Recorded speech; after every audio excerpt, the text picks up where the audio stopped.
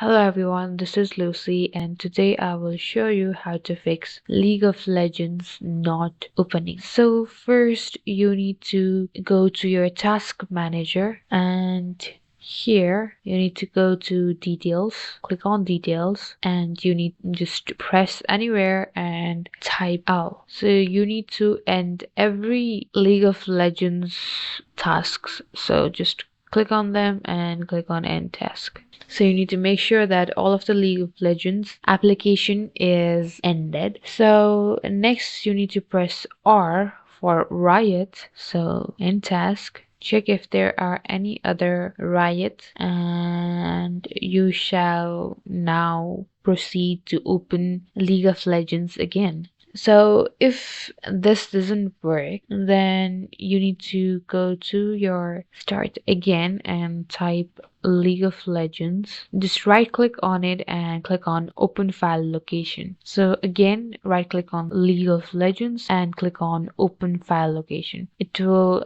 bring you to this page. Just right click on Riot Client Services and go to its properties.